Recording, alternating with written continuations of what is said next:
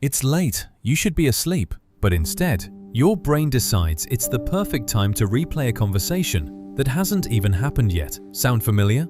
2 a.m. and you're basically running a full courtroom in your head. Prosecution, defense, closing arguments, the whole thing, with someone who doesn't even know this trial is happening. And it's not even something from today. It's something from, what, 3 years ago? Your brain just pulled that up. Like, thanks for that. You're standing in the kitchen, coffee's getting cold, and you're already 17 steps deep into an imaginary argument you're definitely gonna win. Totally normal. Nobody else does this, right? Here's what's actually going on. In reality, you're perfectly still, quiet, but inside your head, you're giving the speech of your life. It's like you have 2 lives running at the same time. I want to be really clear about something. You are not broken. Millions of people do this every single day. Scientists even have a name for it. Your brain is just doing its job badly. See, your brain has this thing called the default mode network. Basically, whenever you're not focused on a task, it kicks in. And for most of us, it loves to rehearse conversations that never come. But here's the cost nobody talks about. Every imaginary conversation is draining real mental energy. You're carrying a weight you don't even realize is there until you can't focus, can't create, can't just be. But what if I told you there are 3 tiny habits, not willpower tricks, not journaling for an hour, that can actually quiet this? That's exactly what we're covering today. Habit number 1, and this one is going to sound strange at first, but stay with me.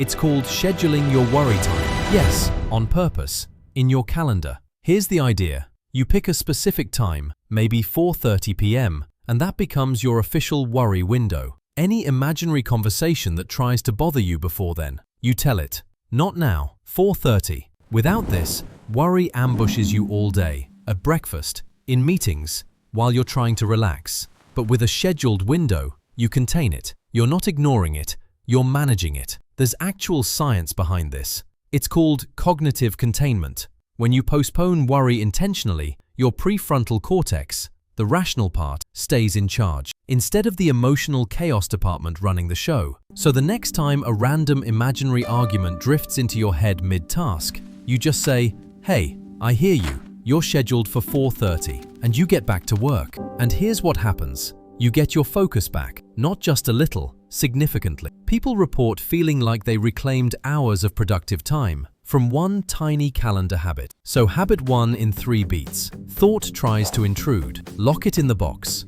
Open the box at 4:30. That's it. That's the whole thing. Okay, habit number 2. And this one changed my relationship with my own head more than almost anything else. Write the conversation out. Not in your phone, actual handwriting. There's something about moving the thought from inside your skull onto a page that makes it stop haunting you, like it just needed somewhere to go. Here's why. When a thought stays in your brain, it loops, round and round, getting bigger, getting scarier. But the second you write it down, the loop breaks. Your brain goes, "Oh, it's been recorded. I can stop now." Try writing with 3 prompts. 1. What am I actually afraid will happen? 2. What's the best thing they could say? 3. What do I actually want from this conversation? 3 questions, huge clarity. And here's the thing nobody tells you about this exercise. Halfway through writing it out, you have a light bulb moment. You realize you weren't even worried about the other person. You were worried about something in yourself. Researchers found that expressive writing, like journaling your thoughts, literally calms the amygdala. That's the fear center. Writing activates your reasoning brain instead. You go from reacting to thinking. 5 minutes of writing. That's all. 5 minutes. And you can get hours back from mental noise. That's one of the best returns on time investment I know of. One important thing though, handwrite it, don't type it. Studies show handwriting engages deeper cognitive processing. I know, old school. But old school works here. When you close that notebook, something shifts. The conversation that was living rent-free in your head, it's on the page now. It's done. You can actually breathe. All right, habit number 3. And this one is about becoming a fact checker for your own brain. Because your brain, bless it, is not a reliable narrator. Let me ask you something. In these imaginary conversations, is the other person ever reasonable? Like ever?